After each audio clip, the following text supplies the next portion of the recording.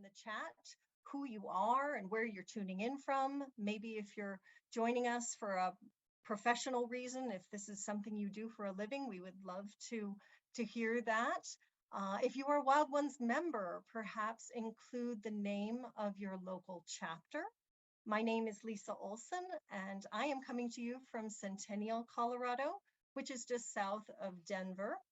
And I am the former president and continue to volunteer with the Wild Ones Front Range chapter. I recently heard a saying that the oceans start in Colorado. Colorado's peaks are the highest point of the Continental Divide, the nation's ridgeline, and our gardens and landscapes are the first line of defense in protecting vital watersheds. I moved to Colorado several years ago from California, where in the Bay Area, signs alongside storm drains declare flows to bay, reminding residents that their gardens are the last line of defense. I am always pleased to see more and more native plants taking root in gardens along the Front Range, but I get a special thrill when I see permeable pavement and curb cuts and gutter gardens and living roofs and all the elements of green infrastructure that are designed to optimize native plants' capacity to help clean up the impacts of urban and suburban development, transportation, industrial and conventional agriculture, and extractive industries like mining and logging. I am excited to learn more about phytoremediation, a word that combines plants, remedies, and mediation. In addition to getting more native plants in the ground, Wild Ones is working to cultivate a community of mindful land stewards. We need plants to help us heal lands wrought by trauma that we inflicted. I am excited and thrilled to see so many people interested in this important and yet often overlooked topic. And it looks like we are at or just past our official start time. So again, I wish a good evening to everyone and thank you for joining us. I am your host, Lisa Olson, and I am chapter liaison at Wild Ones Native Plants Natural Landscapers. On behalf of Wild Ones Executive Director Jen Ainsworth and the national staff, honorary directors, and the board of directors, we are excited to welcome you to tonight's online program, Native Plants, Phytoremediation, and Green Infrastructure, how native plants can be used to improve environmental quality. For those of you who are new to Wild Ones, we are a membership organization devoted to promoting native plants and sustainable landscaping. We currently have 76 chapters in 23 states. Our chapters provide regionally relevant expertise and resources to both new and tenured native plant enthusiasts. If there is not a chapter in your state, please think about starting one. Tonight's program features Eric Fuselier, who will be presenting on how native plants and phytoremediation can be used to improve soil, air, and water quality by removing or transforming common environmental contaminants found in urban, suburban, and rural settings. Tonight, you will learn how to pay attention to surrounding land uses and activities to know how to select species for your next native plant project that will benefit the environment beyond providing habitat for pollinators and other wildlife. Eric Fuselier is an environmental scientist at Olson, where he conducts environmental impact studies and works with civil engineers and landscape architects to minimize the environmental impact from the infrastructure projects they design.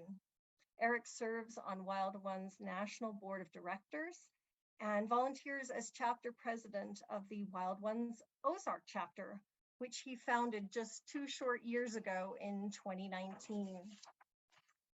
I have a couple of housekeeping announcements before we get started. Again, thank you for tuning in live tonight, but this program will be recorded and posted on both our website and YouTube channel in a day or two. Eric's going to cover a lot of material with some lengthy terminology, so please don't stress over trying to jot it jot down all the terms and plant names, as you will have full access to the recording to review the material. We have a series of questions that were submitted prior to this evening's event, and we will do our best to address as many of those questions as we can, both throughout the presentation and in the Q&A session that will follow. We have enabled closed captioning to increase accessibility for the attendees, but you can turn off this feature. You can turn off the transcript in your settings if you choose to.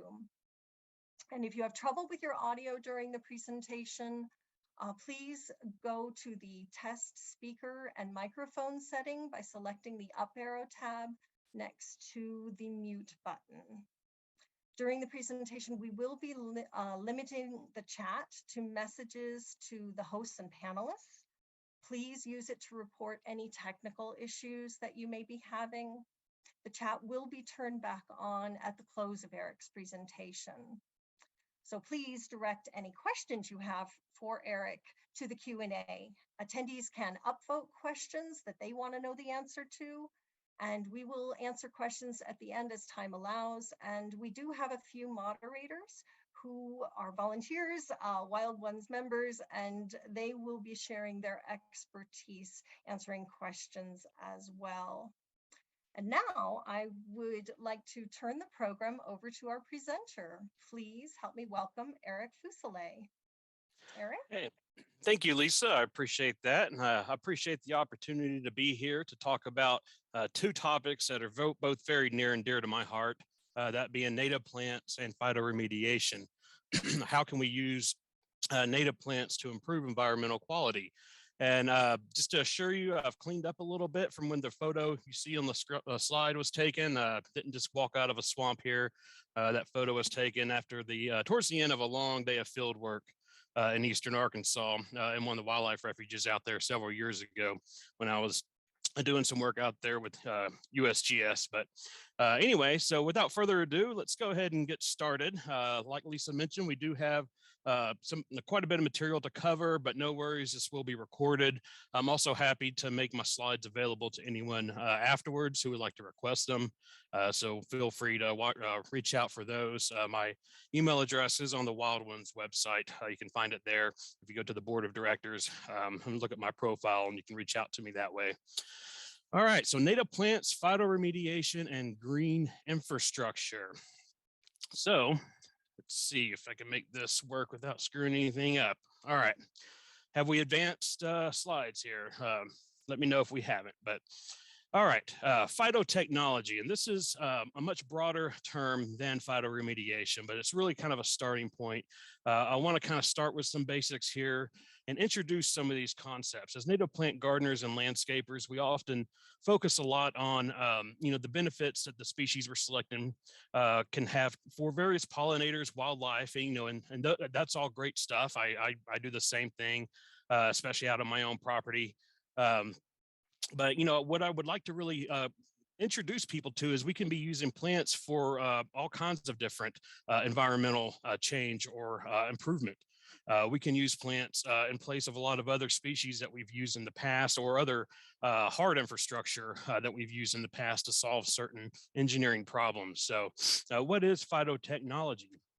It's kind of funny to think of how plants could be technology. Well, technology is really, how do we use things to achieve a certain end? Well, phytotechnology are plant-based methods of remediating or containing environmental contaminants in soil, sediment, groundwater, or surface water, or using plants to solve a certain scientific or engineering problem.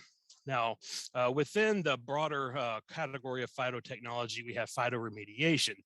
And these are plant-based approaches to environmental remediation that uses the ability of plants to concentrate elements and compounds from the environment and to detoxify various compounds. And there's different types of what's called bioremediation. Some make use of fungus, which is, mycoremediation. Some makes use of microbes and microorganisms.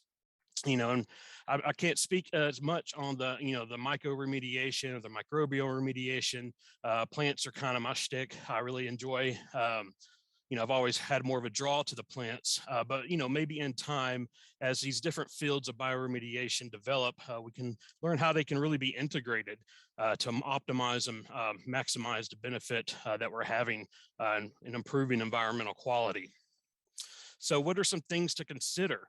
And this is where I want you to also, these concepts can be applied to large scale brownfield, remediation sites, but they can also be applied on much smaller scales, whether it be a rain garden and bioswale, or, you know, um, you know, landscaping in a parking lot or in front of a commercial business or in front of your home, along a roadside. Maybe municipalities can specify certain species for certain environmental improvements that I'll go into here in later in my presentation. But when we're wanting to apply these concepts, which I just want to get across, that you can apply them on scales from large to small.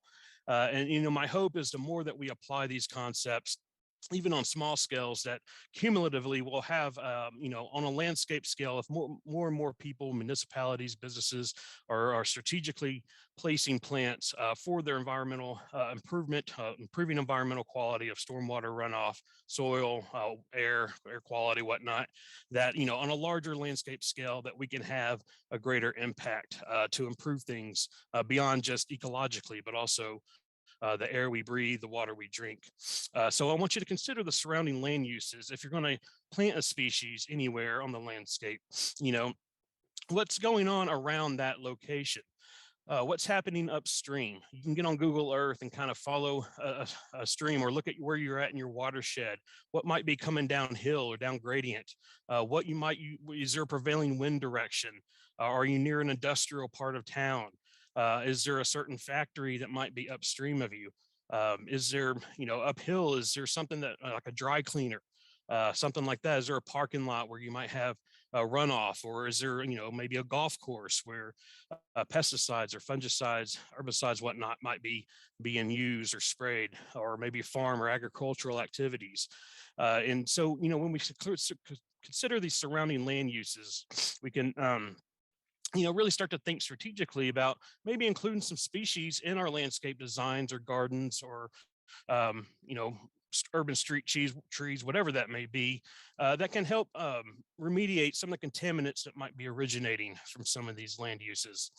We also want to select species that are going to be tolerant to those contaminants that will be migrating to the site. Another thing to consider is that these concepts of phytoremediation are really best suited towards sites that have low to moderate levels of contamination, like kind of like what you would find in stormwater runoff. We're not talking about the BP oil spill or anything like that. That really overloads plants and makes it, really inhibits their ability to grow. But when we're talking about low to moderate levels of contamination, we can make use of plants' natural ability to break down a lot of the organic contaminants, and to even extract some of the inorganic contaminants. And I'll go into that in more detail here in a little bit.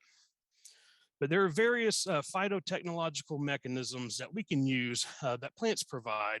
And I have this diagram here that I believe I pulled off of Wiki Commons. And you can see here, there's several different things listed, and we're going to kind of go through them one by one as just a little bit of background on the different mechanisms that we can make use of. So let's start at the top of this diagram and work our way down. All right, so phytovolatilization. Well, what is phytovolatilization? Well, this refers to excuse me, I have a little bit of a stuffy nose, so bear with me. This refers to the absorption of a contaminant by a plant from the soil through its roots, followed by the release of that contaminant or a modified form of that contaminant into the atmosphere via transpiration through the plant's leaves. And the idea here is, in the soil, that plant may be at a concentration that is considered toxic, but as it works its way through the plant's different processes might transform, break down, degrade that contaminant, and by the time it releases it, even if it's releasing it in the same form, when it's in the atmosphere, it's much more diluted, and the risk is much lower, even negligible. So depending on the contaminant, this could be a technique that we could use to improve soil quality by transferring some contaminants into the atmosphere where they pose less or no risk. All right, so the things to consider for wanting to employ this technique are going to be the evapotranspiration rates of the plants that we use. We want to use species that are able to move more water from the soil to the atmosphere. This is going to be better suited to capture those contaminants that are mobilized, whether that be in stormwater or groundwater. So, this has been employed especially with groundwater contamination, where they'll use species that like phreatophytes that really rely on groundwater supply for their source of water, and they will plant them in large enough quantities, especially like willows, poplar species. Plant them in large enough quantities that they can actually prevent those contaminants from migrating in those groundwater plumes, suck them up into the plant, and slowly over time release those into the atmosphere where they are lower negligible risk. All right, so what about phytodegradation? This is another form or another phytotechnological mechanism. In the scientific literature, you might see it under a different name like phytotransformation or phytometabolism. And this refers to the breakdown of contaminants taken up by the plants through their metabolic processes. So the plant takes the contaminant into its system, and through its metabolism breaks it down into a form that is less or non-toxic. Or it can refer to the breakdown of contaminants external to the plant through the effects of compounds that that plant produces. So this is where pollutants are degraded and either incorporated into the plant tissue or used as nutrients. So when we want to use phytodegradation, we want to make sure that we're selecting fast-growing species. These are going to take up and store contaminants faster and in larger amounts than a less, more slowly growing species. So fast-growing species with high biomass is going to be key when we're trying to employ phytodegradation. All right, now phytoextraction, another term you might see this referred to in the scientific literature is phytoaccumulation. And when we're talking about phytoextraction, this is really geared towards those inorganic contaminants. Previously in a lot of the other methods, we're talking about organic contaminants. Those are contaminants that are made up of molecules, more than one element put together. Well, inorganic contaminants, this is, when we look at the periodic table of elements and we see, iron, lead, cadmium, nitrogen, just a single element, that's an inorganic contaminant. These cannot be broken down any further. They are already at their most basic elemental level. So how can we remove these from the environment? And this is through phytoextraction. And this is really key if we have an area where the soil maybe is contaminated with heavy metals, maybe from mining activities, maybe from former lead-based paint, or maybe from old agricultural pesticides that have degraded and left behind high amounts of heavy metal in the soil. This is where the plants will take these inorganic contaminants in large amounts, pull them from the soil through the roots, and then translocate them into their above ground parts. Now, after a suitable period of growth has occurred, these plants do have to be harvested and then either incinerated or composted in order to extract those metals. When plants, especially herbaceous species, when they die, they're just going to fall back down to the ground, and you run the risk also of pulling up metals like lead deeper from the soil, translocating them to the top of the soil where they might be picked up by windblown dust, and you increase the risk of exposure to people. So that's where it's important to harvest these plants, especially if they're herbaceous species. Woody species, there are plenty of woody species that can sequester these heavy metals into their woody biomass, and so they can be operating for a much longer period, pulling these metals out of the soil and then taken later. But another thing to consider too is this waste. You need to make sure that it is carefully disposed of. Especially with certain heavy metals like neurotoxins like lead. And we want to consider using species that are known as hyperaccumulators. These are species that pull up these heavy metals in large quantities. Another type of species would just be an accumulator species, and these pull up heavy metals and other inorganic contaminants in lesser quantities than the hyperaccumulators. But if we use accumulator species that do have high biomass, produce a lot of biomass, sometimes they can be just as effective as using hyperaccumulator species. And I'll go into a list of species here later on that are specifically will accumulate or hyperaccumulate heavy metals. All right, now phytostabilization. Another, you might see this referred to in the scientific literature as in-place inactivation, phytosequestration, or rhizofiltration. And what is this? This refers to the use of plants to immobilize contaminants in the soil and groundwater through various mechanisms. That can include absorption and accumulation by the roots of that plant, where they will take in that contaminant, accumulate it in the roots, and hold it there. And so you leave that plant in place, or adsorption onto the surface of the root, or cause that element to precipitate within the root zone into a form where it is then immobile. Now, a key thing to remember with this does not remove the contaminant from the site, but effectively immobilizes or stabilizes it so that it's unavailable for entry into the food chain. And then there is phytostimulation. And this is one that's, probably going to be the most commonly used one that we see. Another, synonyms you might see referred to in the scientific literature for this technique include enhanced rhizosphere biodegradation, rhizodegradation, and assisted bioremediation or assisted degradation. And the reason for that is this refers to the breakdown of contaminants in the soil through microbial activity that is enhanced by the presence of the rhizosphere. The rhizosphere, for anyone who doesn't know, that is the area around the roots where biological activity is occurring, where it is stimulated by exudates that root is putting out. So these natural exudates released by the plants include sugars, alcohols, or acids that contain organic carbon. This provides food for soil microorganisms and enhances their biological activity. And so microorganisms like yeast, fungi, bacteria can utilize what to us would be harmful organic substances as their nutrient sources. And we see this commonly applied with petroleum contained in runoff. So we'll go into some species here for that here in a little bit. But you think about hydrocarbons, these are carbon-based molecules, and this is food for a lot of different species of microorganisms. So these little microbial species can use these as nutrient sources and degrade them into harmless substances.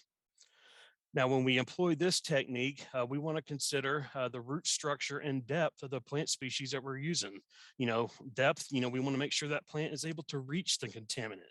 Also, we want to make sure that we're using species that have very fibrous root zones, especially when that contamination is within 5 feet of the surface. Look at the species of these prairie plants here. These are very fibrous root systems. And the reason these are optimal for phytostimulation is because that rhizosphere occupies a greater volume of the soil beneath that plant than it would under a plant where those roots are much larger, thicker. There's more surface area associated with the roots and of these more fibrous root systems. So you're really optimizing or maximizing the benefit and breaking down these contaminants. All plants have the ability to break down organic contaminants through this mechanism. It's just that some plants do it better than others. And the plants that have these more fibrous root systems are going to be much better at breaking down petroleum and other organic contaminants than are plants with thicker, larger root systems that take up where the rhizosphere occupies less of the volume of the soil.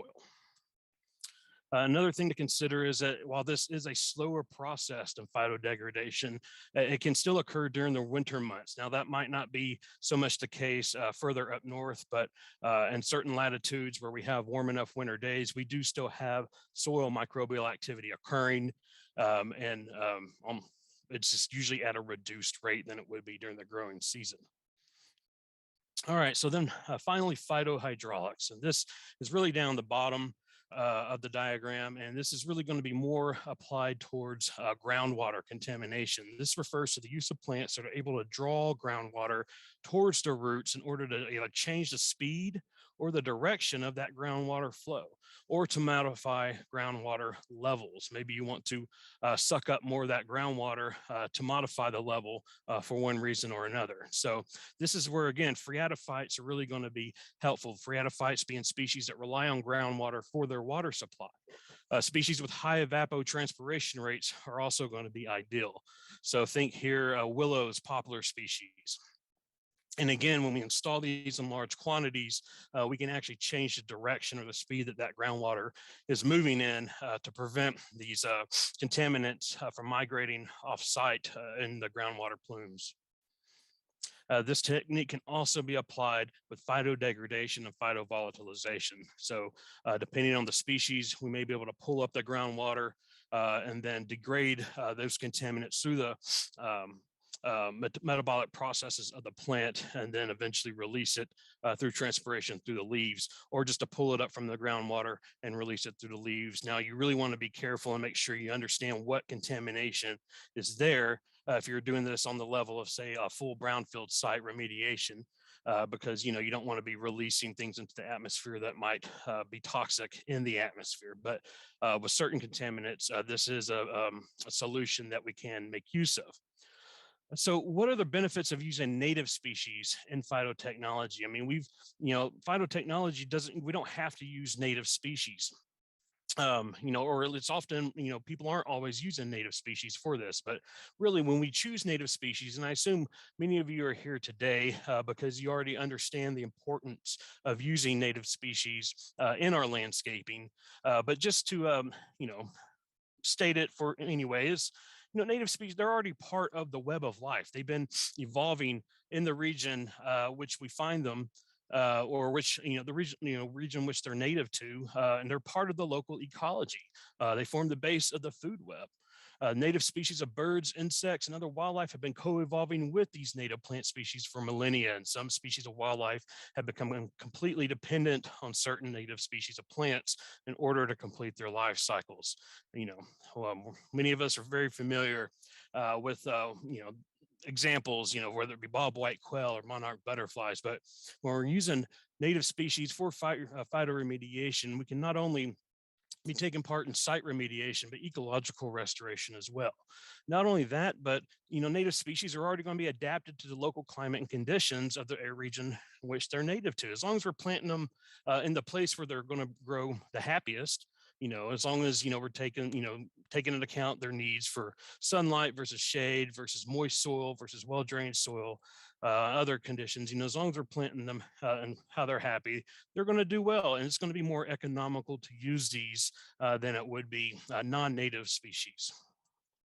And so what are some applications for native plants and phytotechnology? And this is where my hope is that native plant gardeners, landscapers, designers, landscape architects, engineers, over time will become just as knowledgeable about the native plant species that are useful for remediating specific contaminants as we are about the species that are beneficial for specific pollinators. So when we apply these additional functions of native plant species to the landscape in a thoughtful and strategic manner, we can work not only to improve the plight of pollinators, but to improve environmental and quality and restore quality to the environment as a whole. All right, so just a brief list of ideas here, various techniques that, where we might normally be including species, and we were, if we're more thoughtful and strategic about certain native species, then, we can maximize our impact on improving environments such as, stormwater filters, rain gardens, bioswales, detention ponds. Here in the part of the country I'm in, anytime they develop a new residential subdivision, there's a detention pond that accepts stormwater from that subdivision. Oftentimes I see these detention ponds planted, with Bermuda grass or, some non-native grass. And I just think these could be so much more, turn these things into giant, rain gardens. So interception hedgerows, riparian buffers, urban forestry, depending on the parts of the town, we can choose species that might be helpful with remediating certain contaminants, say from the industrial part of town versus the residential part of town, commercial and residential landscaping. All of these are opportunities to choose native species and to be strategic about the species to make sure that we're at least including some in there that are going to improve environmental quality in addition to providing habitat for wildlife. So what is green infrastructure? These are engineered systems such as rain gardens, bioswales, green roofs that mimic the functions of natural systems such as wetlands. These are often associated with stormwater control. It provides localized flood control, reduce the flow and intensity of creeks during storm events. By slowing down stormwater, storing it, spreading it out, this helps to prevent the intensity of creek flows downstream, which often leads to erosion and loss of life, loss of property, all kinds of issues. Green infrastructure helps improve water quality by filtering that stormwater, by using the soil's natural ability to break down these contaminants, and the roots and the plants' natural ability to break down these contaminants. It increases recharge of groundwater supplies. The more stormwater that's able to infiltrate the soil, the more is able to get to aquifers and groundwater, and the less runs off across the surface of whatever impervious surface it might be on and into the nearest creek. So we have a way to filter it and purify it and clean it before it gets into a local aquatic ecosystem, where certain contaminants that might be contained in that runoff, whether it be pesticides or petroleum, might wreak havoc on those aquatic ecosystems. So these are the contaminants I'm going to be covering here today. We're going to start off with petroleum products, move through pesticides, chlorinated solvents, and talk a little bit about heavy metals, and then go into how we can use plants to improve outdoor air pollution. So petroleum products, and I want you to look at this background photo I have. We have a stormwater drain accepting rainwater from a parking lot. And we all know that there are many vehicles out there that, drip. They're either leaky, they're old, whatnot. And if you ever visit a parking lot, especially a parking lot that gets a lot of traffic, when it's empty, you'll notice that there are stains all over. And whenever we have a heavy rain, some of the whatever material it is, often a petroleum product of some kind or automobile fluid, is going to become dislodged from the pavement and carried off by that stormwater. So where do these go? Well, these often go to the nearest storm drain and into the nearest creek. But what if we were able to filter them first before they went to the nearest creek? What if we can have it pass through soil in a rain garden? Hello? Recording in progress. Okay, I just heard that the recording stopped there for a little bit. All right, so what if we're able to get this, clean and purify it before we go into the nearest aquatic ecosystem? All right, so what are some phytotechnological processes for petroleum products? And, I want to distinguish between some petroleum products are going to be much easier to degrade. This includes gasoline, diesel fuel, methyl terbutyl ether, the BTEX, benzene, toluene, ethylbenzene, and xylene, and other aliphatic hydrocarbons. And these easier to degrade petroleum compounds. You use a wider range of techniques to address these, from phytostimulation to phytodegradation, or phytohydraulics and phytovolatilization. However, there are some petroleum products that are harder to degrade, and these leave us with less techniques in order to make use to remediate these. And we're really kind of limited to phytostimulation when it comes to things like coal tar, crude oil, heating oil, or polycyclic aromatic hydrocarbons. So what are some sources of petroleum in our environment? Well, these can include from fuel spills and leaks. Like I mentioned, look at this picture of the underside of a car. That's not uncommon, especially with older vehicles, to have these little drips here and there. Leaking underground storage tanks. These are often associated with gas stations. If we, the underground storage tanks that hold gasoline and diesel typically last maybe 30 years. So when you have a gas station where these tanks may have been installed in the 80s or before, it's not uncommon for these things to develop leaks. They start getting water into the gas tank, and usually that's a sign that there's a leak somewhere. Well, if water's getting in, then fuel is getting out. And that's why DEQs have to go around or maintain inspections of these things. And whenever they have discovered a leaking underground storage tank, they often have to first determine, well, how far has that contamination spread, and then what's the extent of it, and how can we improve it. But oftentimes before it's detected, the damage is already done. If we can include species planted around underground storage tanks that contain petroleum products, then we could potentially head off some of that damage or reduce it before it gets too far along. Also, another sources include petroleum extraction activities, or even creosote treated wood, railroad ties. These things are leaching these petroleum products into the soil around them. So what are some species that we can use to remediate petroleum contamination? Well, many of these are going to be very familiar with. Big blue stem. It's able to help out with these harder to degrade polycyclic aromatic hydrocarbons. And again, this is one of those what they call the big four of the native warm season grasses. And I want you to remember these big four, because if you live in a part of the country where these are native to these, you'll find that these come up a lot through my presentation. They are very helpful when it comes to remediating environmental contaminants. Little blue stem, again, helpful with these polycyclic aromatic hydrocarbons. Another one of the big four. So we got big blue stem, little blue stem, and then switchgrass. Switchgrass is able to help out with total petroleum hydrocarbons, polycyclic aromatic hydrocarbons, pyrene and anthracene, another one of the big four. And then the other big four, the fourth one is Indian grass, also able to help out with PAHs and TPH. And just to give a few more, we have blue grama, side oats grama, the Bouteloua, how do you say this, curtipendula, prairie cordgrass, eastern gamagrass, what is thought to be one of the ancestral plants of our modern corn. And then bottlebrush grass, one of our wild ryes. This is a cool season grass, along with Canada wild rye, another cool season grass. So if you want to get a mixture of warm and cool season grasses so that you're able to have that phytostimulation throughout the entire year, that could be one particular strategy that we employ. Juncus effusus, or common rush. In the part of the country I am, and a lot of North America, this is a pretty common species of rush that we find in the lower, wetter areas. Perfect for a rain garden. Green bulrush, nodding bulrush, another Scirpus species.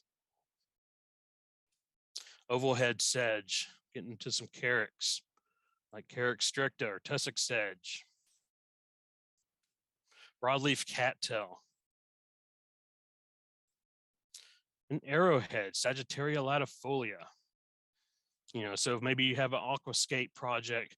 I've seen, that's a pretty common thing to see, in corporate or community parks, something like that. Arrowhead might be a species that you select, especially if there's runoff being accepted into that aquascape from a local parking lot or residential area.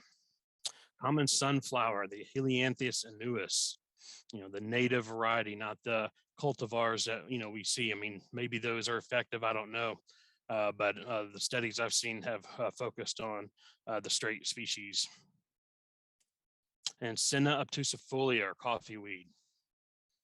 So what are some potential areas that we could plant these species? Well, what about locations that receive stormwater from roadsides, parking lots, gas stations, machine repair shops, rail yards, rail tracks, any railroad corridor, or oil and gas refineries? Having these planted in these areas. Maybe you're a landscape architect, or you live near some of these areas, or maybe you have a community garden project in one of these areas, or you're a municipal planner, and you can specify that some of these species be planted near some of these land use areas in order to help improve any of the runoff that comes from these particular land uses. All right, so what about pesticides?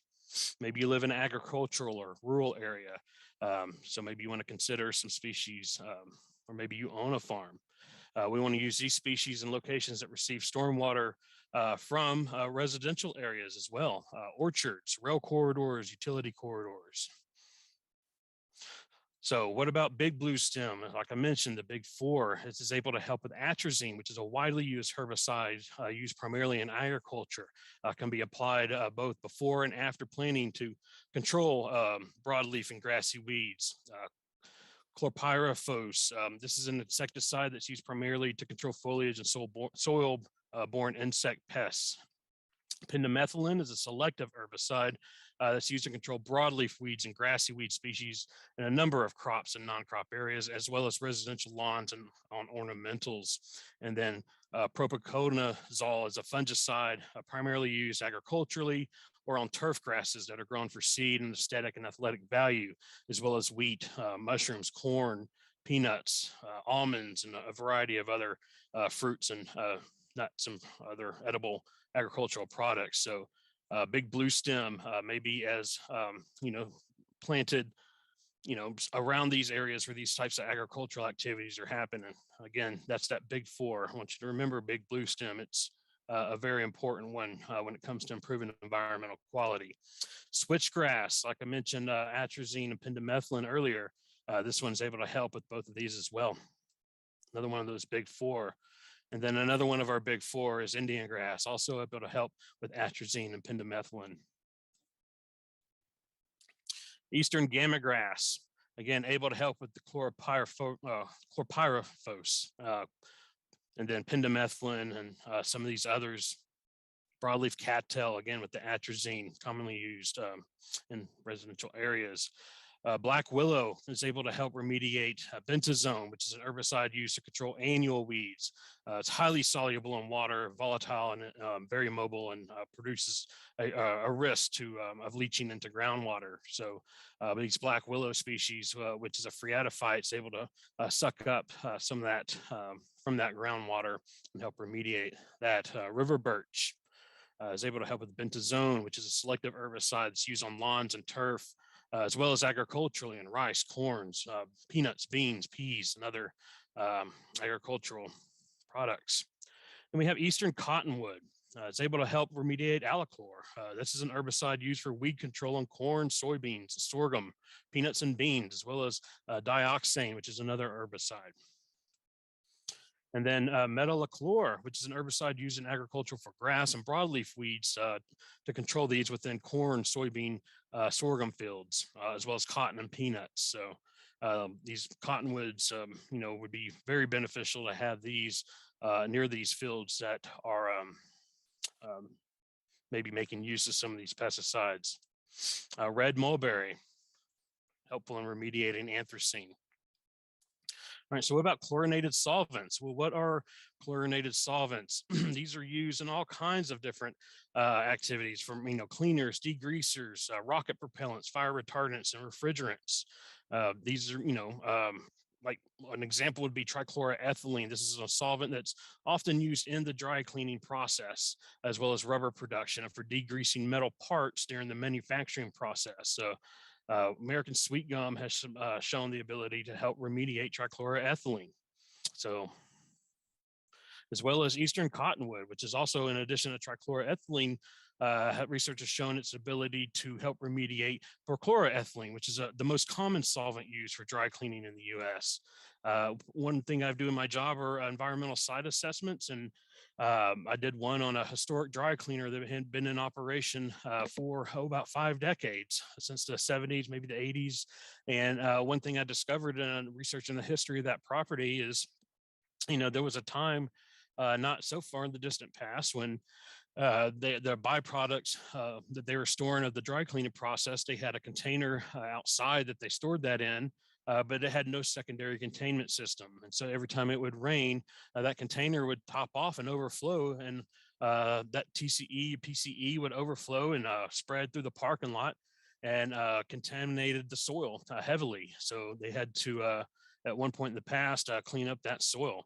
Since then, they ended up getting a secondary containment system so that that wouldn't occur again. But you see this a lot in historic dry cleaners in areas, especially when they have been in operation a long time. That's a long time for accidents to happen, spills to happen, maybe in times when things were a little less regulated, or people were a little less aware of the harmful effects of some of these chemicals.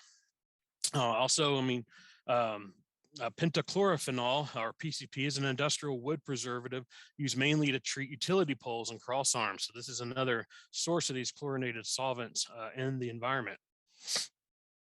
Eastern redbud, in addition to being able to remediate PCE and TCE, it's also able to help out with vinyl chlorides. So vinyl chloride is formed when the soil microorganisms break down these chlorinated solvents. You often get vinyl chloride as a byproduct. It's also found in the air around factories that produce vinyl products.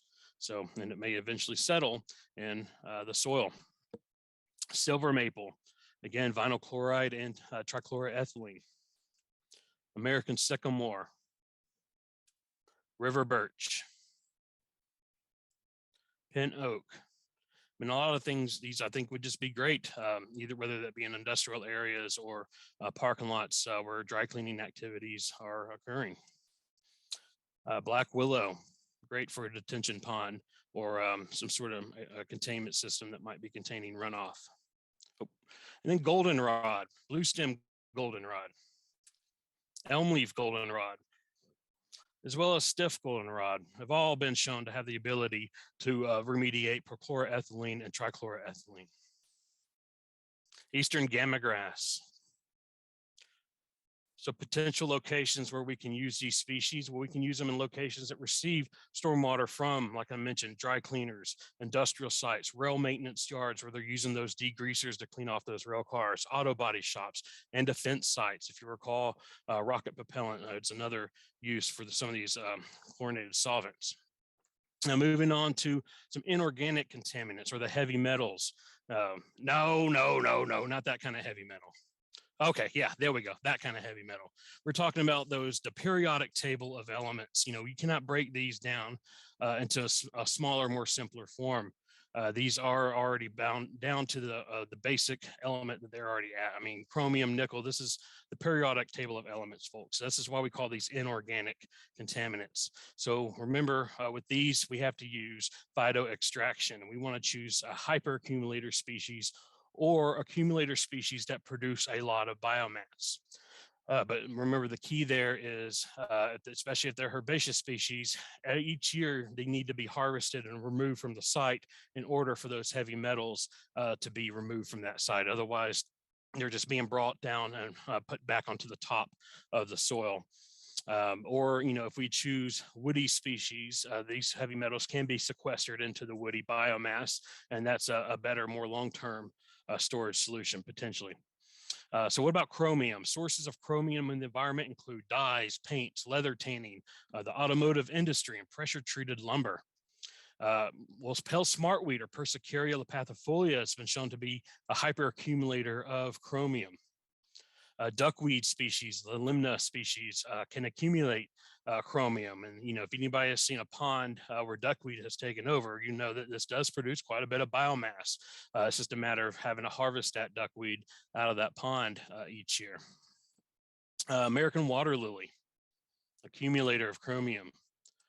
And Canadian horseweed, not a very particularly beautiful plant, but when it comes to heavy metals, you'll find through this section of my presentation that this is one of the rock stars of the heavy metal remediation world, as I like to refer to this one. Gives you a whole new outlook on some of these species that are less attractive in the garden or landscaping section, or gardening or landscaping use. You know, they have all kinds of other beneficial uses for other things beyond just pretty flowers or wildlife. All right, nickel.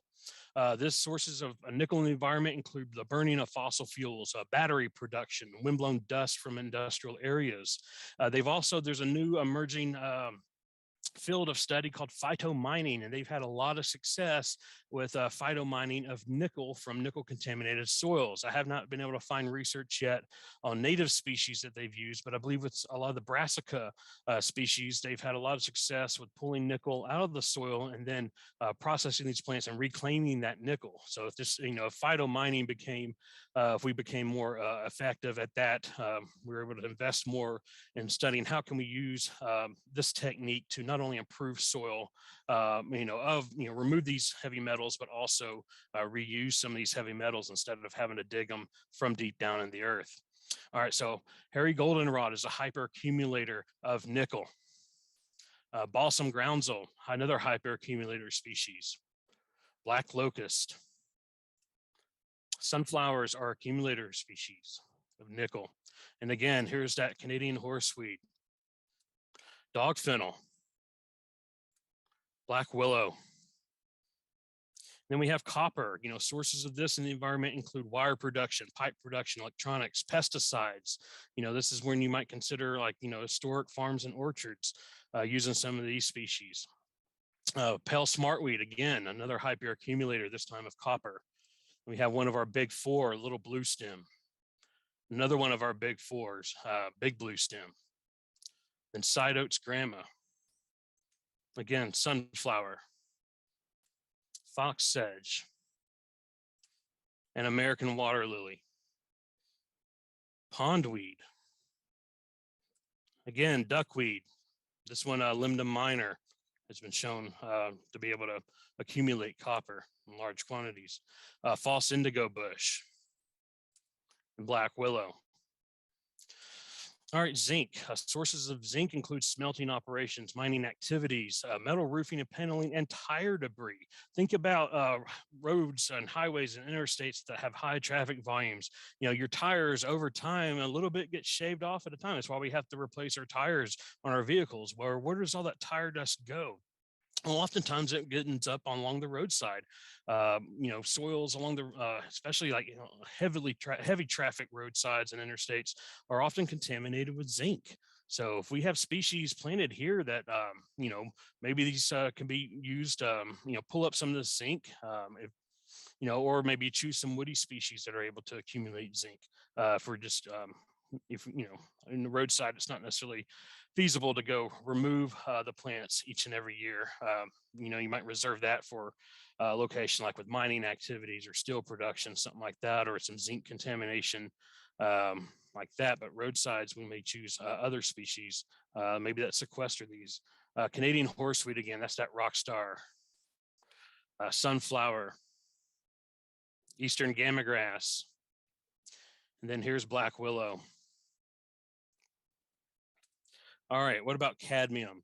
Sources of cadmium include our fertilizer, sewage sludge, nickel cadmium batteries, stabilizers and plastics, smelting operations, switchgrass, hyperaccumulator of cadmium, sunflower is an accumulator, Jerusalem artichoke, and codman yarrow, dog fennel, Canadian horseweed, and rattlebush, Sesbania drumundii. Again, fox sedge. I'm getting into some woody species, deciduous holly, and American holly, black willow, sandbar willow. All right, and finally lead. Well, what are some sources of lead in our environment? Well, before 1978, lead-based paints were commonly used. Before 1986, lead-based pipe or lead pipes and plumbing fixtures.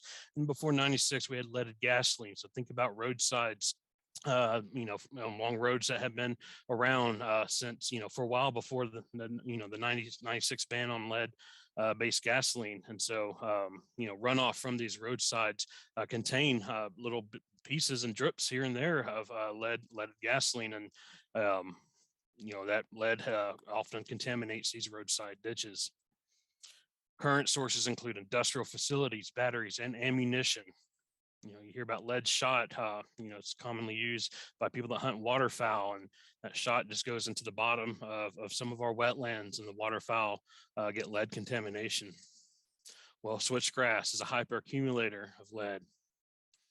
Pale smartweed.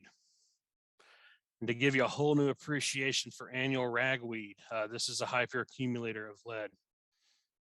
Now, one thing about lead is to make it mobile, sometimes you have to use a chelator, which combines with the lead and facilitate its uptake by plants. The risk with that, though, is you could also make it mobile and it could leach out into groundwater. So be very careful when it comes to any sort of lead contamination. If you have lead in a large enough quantity that you don't want that to be migrating too much off-site. All right, so what about outdoor air pollution? Let's start off talking about particulate matter. And, you know, sources of particulates in our air come from industrial activities, automobile emissions, oil and gas refineries, and coal burning power plants. You know, these particulates can also carry heavy metals that are combined to them. They attach these particulates, and, you know, including lead. They've done studies on traffic cops back in the days of leaded gasoline. Traffic cops are getting, especially in the older, you know, these are the ones that are even worse for air quality. You know, you have basically two classes that they divide particulates into: those that are 2.5 microns or smaller, and those that are larger than that. So these ultrafine particles are able to lodge themselves more deeply into our lung tissue. They pose more of a risk. Not to say that the larger particulates aren't also a risk. It's just oftentimes we're able to expel some of those larger particulates much easier than we can these ultrafine particles. We breathe enough off of these, and we can't get them out of our lungs. So conifers, or I should really specify these needle-leaved trees, because not all needle-leaf trees are going to be more effective than broadleaf trees. Instead of deciduous, not all deciduous trees are, of course, broadleaved, but broadleaves aren't going to be as good as conifers for those ultrafine particles. But if we do choose broadleaf trees, we should choose species that have waxy leaf coatings, or fuzzy, hairy leaves, and have a greater leaf area index. So just give some recommendations for species that fit one or more of these criteria. Shortleaf pine. In my part of the country, this is our most common native pine. South of where I am, southern United States, you have the loblolly pine. Eastern United States, the Virginia pine. And then up, northern U.S., the white pine. American holly, a great example of plant with these waxy leaves, as well as a southern magnolia, a yellow poplar or tulip poplar, a black tupelo. And some of our oak species do have waxy leaves, like our northern red oak, post oak, cherry bark oak, black cherry trees. Common nine bark, it's a little bit smaller of a shrub, similar to one of our viburnums, rusty blackhaw. It's very waxy leaves. So where can we consider these species? Well, what about along urban roadways and interstates that have these high traffic volumes, where particulates are going to be coming out of the automobile exhaust? If we have these types of trees, if we think about this when we plant trees in these areas, then we can help improve air quality by capturing some of these particulates and preventing them from migrating too far from that roadway. Studies have shown that I believe it's, I can't remember how many feet away from this roadway these continue to have a beneficial impact. So just because you're maybe not right along the edge of a roadway, but maybe, you're still close enough to it, you might still consider planting some of those trees, the needle leaf trees or waxy broadleaf trees. Also enter near industrial districts, near oil refineries and coal burning power plants. All right, so what about nitrogen dioxide? Sources of this in our atmosphere include burning fossil fuels, automobile emissions, power plants. And when this gets too concentrated in our atmosphere, it is bad for our lung tissue. It is known to damage tissue. Well, they have conducted a study, I can't recall by who, but I had the paper there, and they looked at 70 different species, trying to find species that had a high assimilation rate of NO2 into its plant tissue, so able to take NO2 in through its leaves and incorporate it into its tissue in high ratios. And B were highly resistant to tissue damage from NO2. And of those 70 species they looked at, 4 species they found met both of those criteria. Well, of those 4 species, black locust was the one that was native to North America. So Robinia pseudoacacia has a high assimilation of NO2 and a high resistance to tissue damage from NO2. So if we were to plant this species in locations where NO2 emissions are high, whether it be near airports and roadways or industrial areas, this could help reduce the amount of NO2 in our atmosphere to help improve air quality.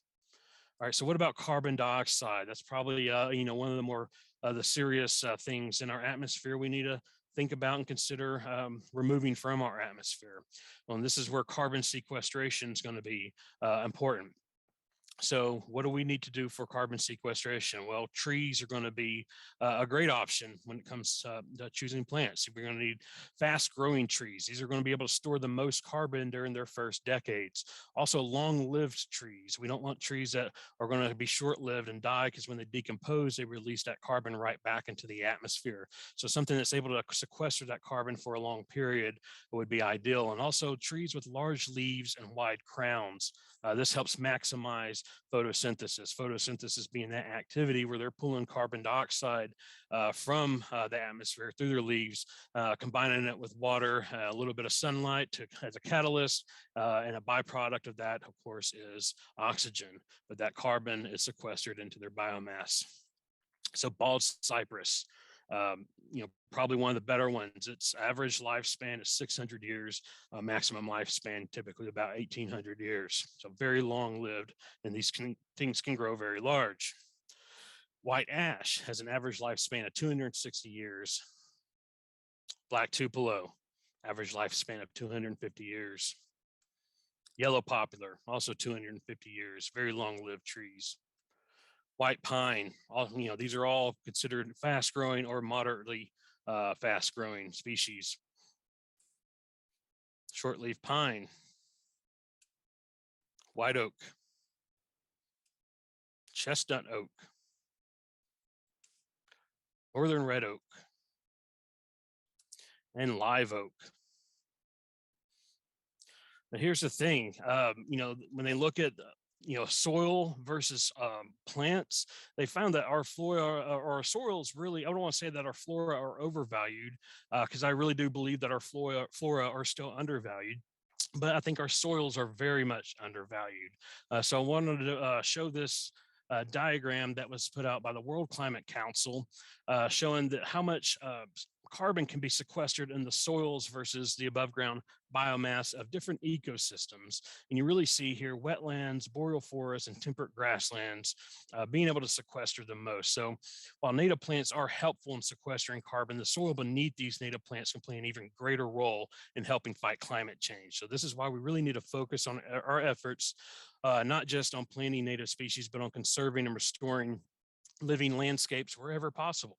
Ultimately, we need more than just an oak tree planted here or a milkweed planted there. While planting these species is important and beneficial, when we can restore the native landscape, the ecological context within that these native species once existed within, that's when we can optimize a soil's ability to sequester carbon after the plants that have removed it from the atmosphere have completed their life cycles. These wetland areas, the reason they're able to sequester so much carbon is because they stay wet. And so there's these what's called anoxic conditions in these soils. There's not a lot of oxygen. And because of that, the bacteria that live there are what are known as anaerobic bacteria. They like these low oxygen or anoxic conditions. Well, anaerobic bacteria are much less efficient at breaking things down than aerobic bacteria. So decomposition happens very, very slowly in these wetland soils. And so that means that typically you get a buildup of carbon because as plants grow and sequester carbon from the atmosphere, and then they die and fall down, they're decomposing at a much slower rate than carbon's being added to it. So you end up with a buildup of carbon over time. That's why when the early settlers, European settlers, moved in to large, the Ohio Valley or the Mississippi River Valley, and they would drain a lot of the wetlands because they were so rich in carbon, and they would use these agriculturally. Well, we've lost many of our wetlands, and that has reduced our capacity to fight climate change. Same with temperate grasslands, these long, deep, fibrous root systems, when these plants die, those roots decompose and add to the soil carbon, and as more plants grow, they're helping sequester that carbon into the soil. So this is where I want to also consider natural infrastructure, not just green infrastructure, but natural infrastructure. This is an approach that makes use of naturally occurring landscape features, naturalized areas that are managed to provide benefits to both the environment and society. This can include forests, floodplains, wetland protection, watershed restoration, wetland restoration, and conservation easements. Natural infrastructure such as healthy wetlands, grasslands, and forests can provide many of the same benefits of traditional human-made infrastructure, but at a much lower overall investment and maintenance cost. So when we have these areas, instead of replacing a wetland or a prairie, how can we make use of this and incorporate this into our design or our environment? How can we make use of this, preserve it, and even manage it in a way that is optimizing, its ability to provide these free services, not just ecologically, but to society as well. I mean, unlike traditional human-made structures, well-designed and maintained natural infrastructure will not depreciate or fall apart over time, like an artificial system would. That it's going to need repairs. In fact, these may actually increase in value over time as they become more valuable to society. So natural infrastructure also provides other benefits beyond to society, of course. I mean, it's wildlife habitats, carbon sequestration, it's water filtration, groundwater storage, floodwater attenuation. If we have a wetland, it's a great opportunity to turn it into a park or a public public asset. Wetlands, grasslands, these are all community assets. And if we can really start to see them as such and learn how we can use these living landscapes instead of replacing them, then I feel like we can have a much greater impact on not only improving ecological quality, but environmental quality as well. So with that, that's the end of my presentation. And I hope that, as gardeners and landscapers, that we tend to continue to learn more and more about the native plants that are able to target specific contaminants and how we can be strategic in selecting these, not, or to broaden our perspective beyond pollinators. Pollinators, that's a very important thing to consider, but I'd like to see more of a broader perspective and how can we use these in other ways as well. Thank you. Thank you, Eric. This has been amazing, fabulous, a dizzying array. You obviously paid attention in chemistry class. And so we appreciate your expertise and sharing what you know and introducing us to this really important topic. We are going to hang on for just a few minutes longer to address some of the really challenging and important questions that have been raised. I'm going to start with one that was raised prior to the program, but has been brought up a number of times in the Q&A today. And that is about best practices relating, yes, we love our pollinators at Wild Ones. So many of these host plants, many of those big four, all of those big four are host plants for many species. And so there is concern about what happens when pollinators or insects, Lepidoptera, are feeding on these plants. What happens when they are feeding on plants that have been used in remediation projects? And also what's potentially the impact on people? Because again, some of those plants have edible, the Jerusalem artichoke for one has an edible part to it, and a lot of people use it as an edible. So if you could touch on that. Sure. Yeah. I mean, just to start with the edible, I love, I grew up foraging with my parents, and I'm a modern forager. I like, sourcing food from the land I live on, in the wild and wherever I have permission to gather and try to gather sustainably. But there's one thing: the more I've learned about phytoremediation, the more I've done environmental site assessments. Throughout my career, the more I have learned that there's contamination. It's not our grandparents' landscape anymore. Cattails aren't, depending on where you're foraging these things from, they're not as, uncontaminated like they used to be. So it's definitely something to consider.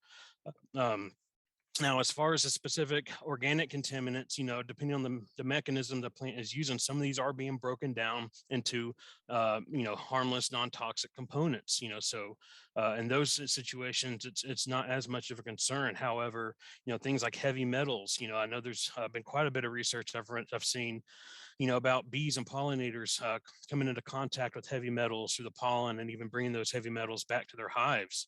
And that's really something I would like to see a lot more research conducted on is what is the impact of not just the contaminants, the contaminants that we find, in urban soils in general. How does this impact? What is translocated and what does enter the trophic chain? Yes, that's a very valid concern, and I don't know that I have a great answer on that one. I will say that when it comes to larger scale remediation, they do take measures to prevent these contaminants from entering the trophic chain. When it comes to larger animals like deer, you want to prevent herbivory, and so definitely keeping these things fenced off. But not just fences can always keep out the pollinators. So they have developed willow and poplar hybrids. They've hybridized with other species that does make them infertile. So they aren't producing flowers and pollen and whatnot. And so, that prevents them, from being able to get out and naturalize into the environment as this hybridized form, but also prevents these contaminants from entering the trophic chain. I believe there's some folks doing some research up in New York on willow and poplar hybrids for that purpose. I wish I, think of that at the top of my head. I'd have to go look at my references, but yeah, that'd be a direction to point you in if you want to learn more about that. Well, thank you for elaborating on that. And surprisingly, this wasn't raised. This wasn't a question that I thought many people would ask, and few did, but I think it's really, really important because you mentioned site assessment. I mean, how do you know what the contamination is? Right. And so if, someone asked, how can average homeowners or owners of modest properties identify contamination in the first place? So if you could touch on what testing methods you need to do to start this process. Right. You might reach out to a local environmental testing lab. We typically contract them out to test. Like if we have discovered contamination at a site, and we have to go on to what's called a phase 2 environmental site assessment to determine what's the extent and level of contamination. There's certain ways of testing to soil, groundwater, all that. They take the samples back to the lab and determine what sort of contamination is there. And I mean, you could pay for that. A lot of times, like, I don't know if this is common in every state, but the state I live in, every homeowner is entitled to one free soil test a year with the county extension, but that really just looks at nutrients, pH, and things that you would need to know to grow a garden. That's not going to look at contaminants. That's where you really need, if you Google environmental testing lab in your area, you might see that several pop up, especially in areas, that are more urban, because there is a need for that for just sort of, anytime there's a property transaction and there's a loan, a lot of times banks will require a phase 1 environmental site assessment to occur. So that way the bank knows what sort of liability they might be taking on if the loan was defaulted on. So now some universities will also provide this testing. The University of Arkansas, you could pay, they have, a soil lab and a water quality lab where you can pay a fee and submit a sample, and they will test for certain elements in those specimens. So just kind of look at maybe your local university, look at a private environmental testing lab, and I would say go from there. Awesome, thank you. And and you might be strategic about where you take that sample from if you're looking for a particular type of contaminant. So not every place on a piece of property, there can be variation. So especially when it comes to heavy metals and contaminants that are more immobile.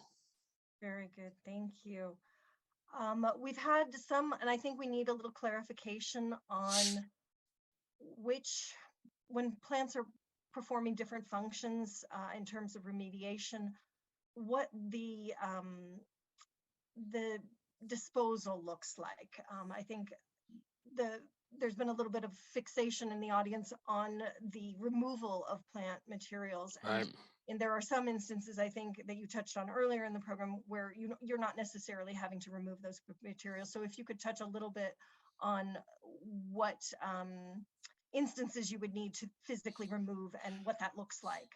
Yeah, well, I mean, there's going to be the herbaceous species at the end of the growing season. These, the above ground portion dies and decomposes, and it's going to put whatever elements it has translocated into those above ground portions back to the top of the soil, and that's a concern. So that's where when you have a site where you're trying to remediate it for, say, heavy metals, you're going to have to remove at least above ground portion, and then make sure that you're sometimes it might be incinerating it in a safe type of, enclosure where you're able to capture things volatile. Some metals like lead can become volatile. You don't want those getting out.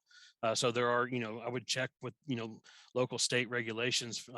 There might, you might have to find a certain landfill that accepts hazardous waste. It's, when it comes to these heavy metals, it's just, really it's moving them from one site to another. But that's where I really hope that the science of phytomining can really develop, and we can figure out how can we reclaim these, and reclaim them efficiently to where it becomes economically viable for this to be an alternative method to traditional mining.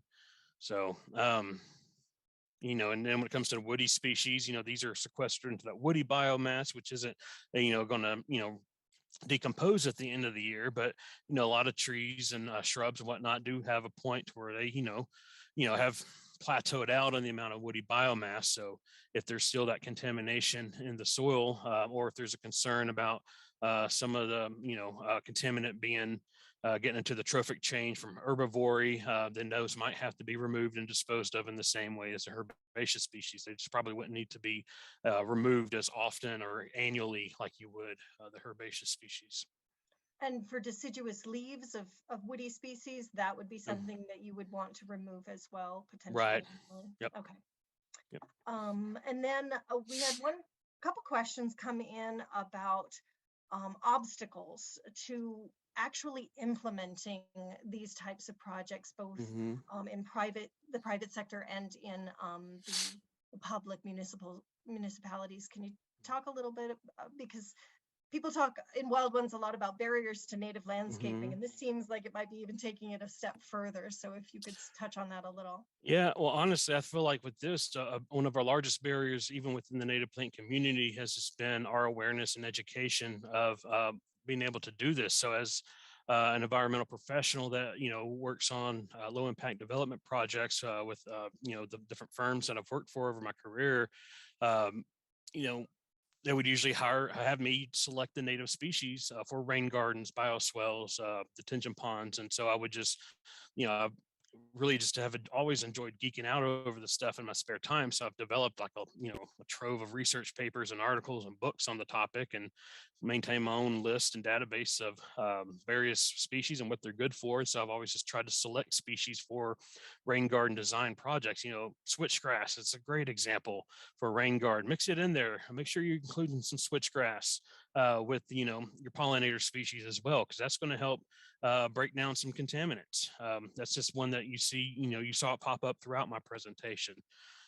So I mean, let's just learn more about it. And if you already are developing or designing a native landscape, think about, I just want to encourage people to think about surrounding land uses, or what contaminants might be entering that site, and what species could they mix in there to help remediate that contaminant. Now, outside of that, as far as getting natives into the landscape, I mean, I think that it's the same barriers we have in any case. And I think a lot of that, there's the public education. You need that public buy-in. Most people think native plants, well, isn't that poison ivy?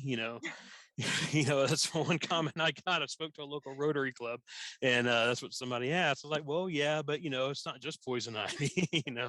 So it's just educating people and showing people that there are all kinds of beautiful native options for wildflowers that we can use instead of some of these non-native. And it's also just a sense of local pride in your local landscape. I'm here from the Mid-South, and I love the flora that we have here, and so I want to see more of it. And I'm fortunate enough to live in the part of Arkansas where native plant landscaping has really taken off here, and the part of Arkansas I live in. There's a lot of municipal projects and commercial landscaping that are making more and more use of these native plants, and so. I think it starts in these hubs across the country, and then it eventually spreads. I mean, I would say a place like, Arkansas is going to be, not one of the first. It's going to try something new and fringe, but hey, if we're using it here in Arkansas, then we're not too far off from, it being, eventually spreading to, even more, rural areas. So, Well, so bravo for all the work that you do in Arkansas, and the fact that you've brought this to a national audience. We really, really appreciate it. Sure. The Q&A has been a wealth of potential journal articles. so I think we are going to have to tap some of that, and maybe tap you for some of your expertise, and maybe recruit Sure. you to write an article on this for the journal. I would love to. We are going to be sharing a few links in the chat. So if you are interested in learning more about what Wild Ones does, we're going to be posting some of those links, and we're going to be opening up the chat just so you can express your gratitude to Eric for bringing all of this wonderful wealth of knowledge to us tonight. I mentioned the journal. That is going to be something that Wild Ones has put out and continues to put out quarterly. We do a quarterly journal that features member requested articles. So in a case like this, we tap your questions and recognize that people need answers. And so you will find articles touching on subjects like these in the journal, as well as lists of native plants. I saw someone post a question going, where can you get the big four? Well, thankfully, those are actually 4 species you can get. they're, They they're are not common, like yeah. some of the harder to find species. The big four are available, readily available in the seed trade. So look for seed, you will find it. If you enjoyed this program, Wild Ones does host a series of webinars, and we encourage you to save the date. On January 13th, fellow board member Matthew Ross will be presenting on America's Public Gardens, a resource for native plants. So an evening of inspiration, and Matthew is a fabulous and fun speaker, so you won't want to miss that. Registration will be opening in the next few days, so please make sure you're on our mailing list or visit our website to register for that. I do encourage you to stay in touch with Wild Ones through social media. I know that many of our chapters have media channels, and our national channel, national organization also puts out a lot of information that you'll want to stay in touch with. And also, we have to date over 6,000 members, over 70, we're at 76 chapters in 23 states. And if you are interested in joining us, please visit our website and become a member. If you can't find a chapter in your area, please consider starting one. This is how the organization grows. This is how the movement grows. This is how we pollinate around the country, how and why to landscape with native plants. We do appreciate your feedback on our webinars, so please, if you will take a moment to fill out the survey, we're going to drop a link in the chat to that, as well as send the survey along with the link to the recording in a very short amount of time. It usually doesn't take us very long to get that up online. So again, thank you, Eric. Really, this has been just such an amazing evening of knowledge, and I hope that you all enjoy the remainder of your evening and have a joyful holiday season. Thank you. I really appreciate the opportunity, and thank you all for listening to me ramble. Awesome. Good night, everybody.